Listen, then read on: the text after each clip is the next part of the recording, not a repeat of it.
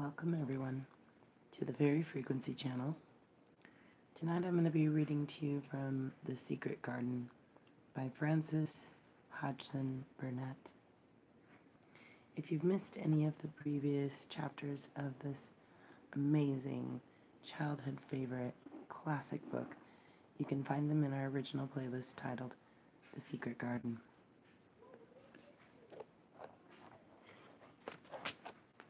Tonight's chapter is chapter 16. I won't, said Mary. They found a great deal to do that morning, and Mary was late in returning to the house, and was also in such a hurry to get back to her work that she quite forgot Colin until the last moment. Tell Colin that I can't come and see him yet, she said to Martha. I'm very busy in the garden. Martha looked rather frightened. Miss Mary, she said. It may put him all out of humor when I tell him that. But Mary was not as afraid of him as other people were, and she was not a self-sacrificing person. I can't stay, she answered. Dickens waiting for me, and she ran away.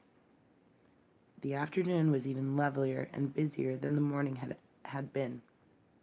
Already, nearly all the weeds were cleared out of the garden, and most of the roses and trees had been pruned or dug about.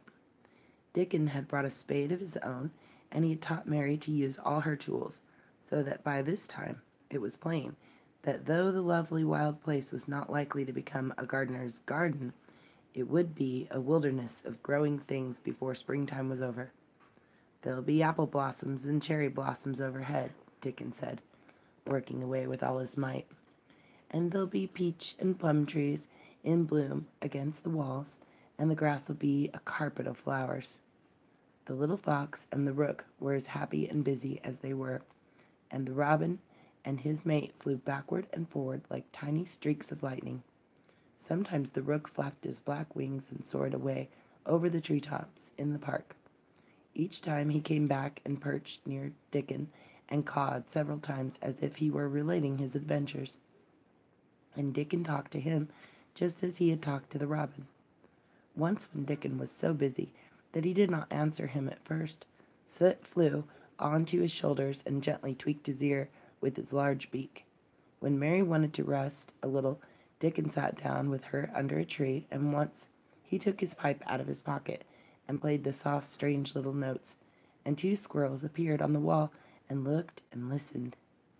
That's a good bit stronger than thou was, Dickon said, looking at her as she was digging. That's beginning to look different for sure. Mary was glowing with exercise and good spirits. I'm getting fatter and fatter every day, she said, quite exultantly. Mrs. Medlock will have to get me some bigger dresses. Martha says my hair is growing thicker. It isn't so flat and stringy. The sun was beginning to set and sending deep gold-colored rays slanting under the trees when they parted. It'll be fine tomorrow, said Dickon. I'll be at work by sunrise. So will I, said Mary. She ran back to the house as quickly as her feet would carry her. She wanted to tell Colin about Dickon's fox cub and the rook and about what the springtime had been doing. She felt sure he would like to hear, so it was not very pleasant when she opened the door of her room to see Martha standing, waiting for her, with a doleful face. What is the matter? She asked. What did Colin say when you told him I couldn't come? Said Martha. I wish that hadn't gone. He was nigh going into one of his tantrums. There's been a nice to-do all afternoon to keep him quiet. He would watch the clock all the time. Mary's lips pinched themselves together. She was no more used to considering other people than Colin was, and she saw no reason why an ill-tempered boy should interfere with the thing she liked best. She knew nothing about the pitifulness of people who had been ill and nervous and who did not know that they could control their tempers and need to make other people ill and nervous too. When she had had a headache in India, she had done her best to see that everybody else also had a headache or something quite as bad, and she felt she was quite right, but of course now she felt that Colin was quite wrong. He was not on his sofa when she went into his room. He was lying flat on his back in bed and did not turn his head towards her as she came in. This was a bad beginning, and Mary marched up to him with her stiff manner. "Why didn't you get up?" she said. "I did get up this morning when I thought you were coming," he answered without looking at her. "I made them put me back in bed this afternoon. My back ached and my head ached and I was tired. Why didn't you come?" "I was working in the garden with Dickon," said Mary. Colin frowned and condescended to look at her. "I won't let that boy come here if you go and stay with him instead of coming to talk to me," he said. Mary flew into a fine passion. She could fly into a passion without making a noise. She just grew sour and obstinate and did not care what happened. "If you send Dickon away, I'll never come into this room again," she retorted. "You'll have to if I want you," said Colin. "I won't," said Mary. "I'll make you," said Colin. "They shall drag you in." "Shall they, Mr. Rajah?" said Mary fiercely. "They may drag me in, but they can't make me talk when they get me in here. I'll sit and clench my teeth and never tell you one thing. I won't even look at you. I'll stare at the floor." They were a nice, agreeable pair as they glared at each other. If they had been two little street boys, they would have sprung at each other and had a rough-and-tumble fight. As it was, they did the next thing to it. "You are a selfish thing," cried Colin. "What are you?" said Mary. "Selfish people always say that. Anyone is selfish who doesn't do what they want. You're more selfish than I am. You're the most selfish boy I ever saw." "I'm not," snapped Colin. "I'm not as selfish as you find Dickon is. He keeps you playing in the dirt. When he knows I am all by myself, he's selfish, if you like." Mary's eyes flashed fire. "He's nicer than any other boy that ever lived," she said. He's like an angel." It might sound rather silly to say that, but she did not care. "A nice angel," Colin sneered ferociously. "He's a common cottage boy off the moor."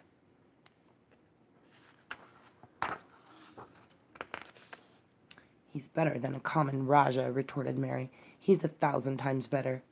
Because she was the stronger of the two, she was beginning to get the better of him. The truth was that he had never had a fight with anyone like himself in his life, and upon the whole it was rather good for him, though neither he nor Mary knew anything about it. He turned his head on his pillow and shut his eyes, and a big tear was squeezed out, and it ran down his cheek. He was beginning to feel pathetic and sorry for himself, not for anyone else. "I'm not as selfish as you, because I'm always ill, and I'm sure there is a lump coming on my back," he said, "and I'm going to die besides." "You're not," contradicted Mary unsympathetically.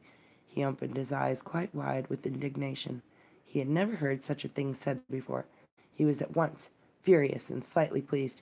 If a person could be both at one time. "I'm not," he cried. "I am. You know I am. Everybody says so." "I don't believe it," said Mary sourly. "You just say that to make people sorry.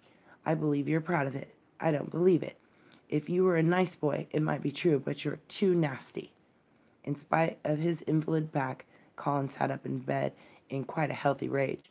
"Get out of the room," he shouted, and he caught hold of his pillow and threw it at her. He was not strong enough to throw it far, and it only fell at her feet, but Mary's face looked as pinched as a nutcracker. "I'm going," she said, "and I won't come back." She walked to the door, and when she reached it, she turned round and spoke again. "I was going to tell you all sorts of nice things," she said. "Dickon brought his fox and his rook, and I was going to tell you all about them. Now I won't tell you a single thing."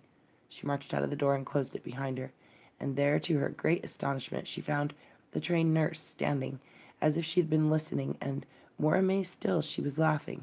She was a big, handsome young woman, who ought not to have had been trained as a nurse at all, as she could not bear invalids, and she was always making excuses to leave Colin to Martha, or anyone else who would take her place.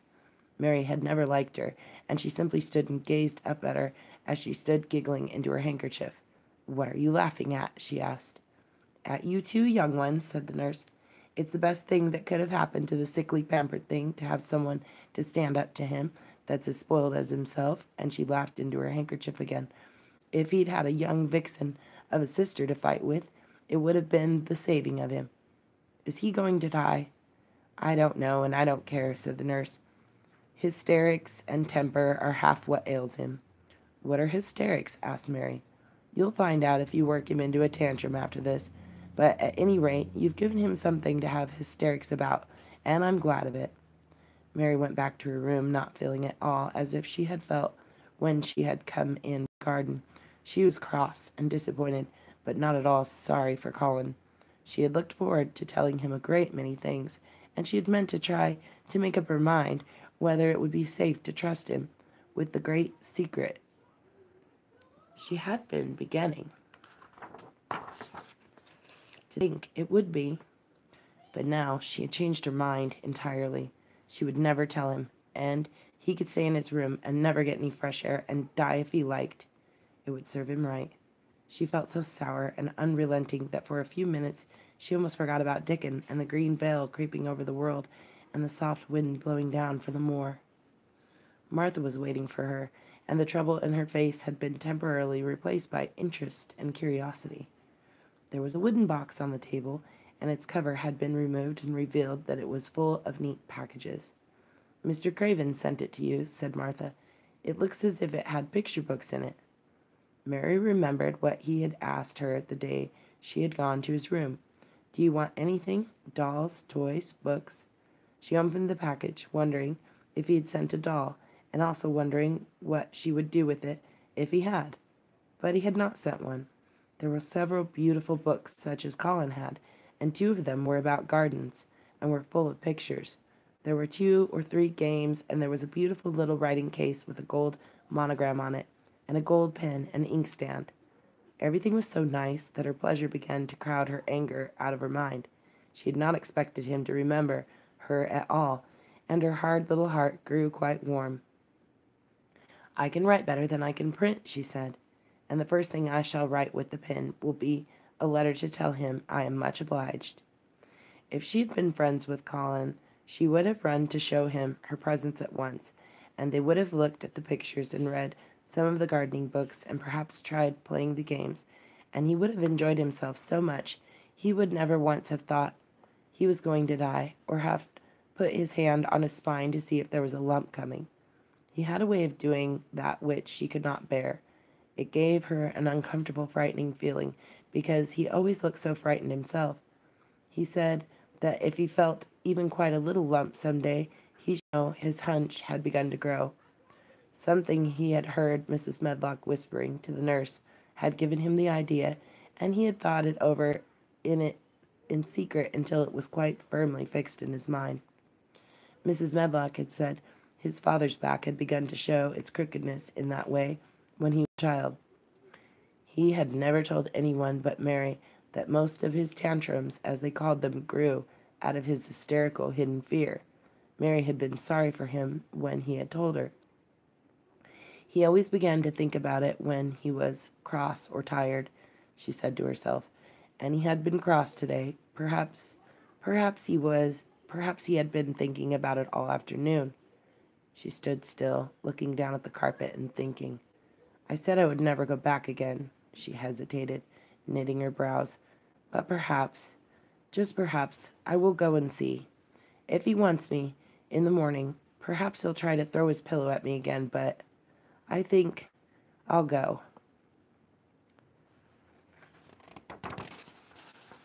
And that is the end of chapter 16. "I won't," said Mary. So again, if you've missed any of the previous chapters of this amazing classic book, you can find them in our original playlist titled The Secret Garden. Wishing you all a beautiful evening. Thanks again for joining us. Sweet dreams, everyone.